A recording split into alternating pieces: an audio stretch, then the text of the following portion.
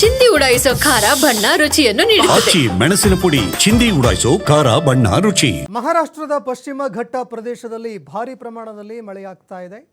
ದೂದ್ಗಂಗಾ ನದಿ ನೀರಿನ ಪ್ರಮಾಣದಲ್ಲಿ ಈಗ ಮತ್ತೆ ಹೆಚ್ಚಳವಾಗಿದೆ. ದೂದ್ಗಂಗಾ ನದಿಯ ನೀರಿನ ಪ್ರಮಾಣದಲ್ಲಿ ಮತ್ತಷ್ಟು ಹೆಚ್ಚಳ ಕಂಡು ಬಂದಿದೆ.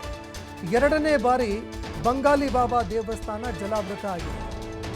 ಕಾರದಗ ಗ್ರಾಮದ ದೂದ್ಗಂಗಾ ನದಿಯಲ್ಲಿ ಅಪಾರ ಪ್ರಮಾಣದಲ್ಲಿ ನೀರು ಹೆಚ್ಚಳವಾಗ್ತಾ ಇದೆ. ಹೀಗಾಗಿ ದಡದಲ್ಲಿ ಇರುವಂತಹ ದೇಗುಲ ಈಗ ಮುಳುಗಡೆಯಾಗಿದೆ. ಬೆಳಗಾವಿ ಜಿಲ್ಲೆ ನಿಪ್ಪಾಣಿ ತಾಲೂಕಿನ ಕಾರದಗ ಗ್ರಾಮದಲ್ಲಿ ಇರುವಂತಹ ದೇವಾಲಯ ಇದು. 15 ದಿನಗಳ ಹಿಂದೆ ಈ ದೇವಸ್ಥಾನ ಮುಳುಗಡೆ ಆಗಿತ್ತು. 15 ದಿನಗಳ ಅಂತರದಲ್ಲಿ ಎರಡನೇ ಬಾರಿಗೆ ಈಗ ಜಲಾವೃತ ಆಗಿದೆ. ಇನ್ನು ನೀರಿನಲ್ಲೇ ಆ ಭಕ್ತರು ದೇಗುಲಕ್ಕೆ ತೆರಳುತ್ತಾ ಇದ್ದಾರೆ. ಕಳೆದ ಬಾರಿಯೂ ಕೂಡ ಇದೇ ನೀರಿನಲ್ಲಿ ಭಕ್ತರು ದೇವಸ್ಥಾನಕ್ಕೆ ತೆರಳಿದ್ರು, ಪೂಜೆ ಪುನಸ್ಕಾರಗಳಲ್ಲಿ ಭಾಗಿಯಾಗಿದ್ದರು. ಈಗಲೂ ಕೂಡ ದೃಶ್ಯಾವಳಿಯಲ್ಲಿ ನೀವು ನೋಡ್ತಾ ಇದ್ದೀರಿ, ಅಪಾರ ಪ್ರಮಾಣದಲ್ಲಿ ನೀರು ಹರಿದು ಬರ್ತಾ ಇದೆ.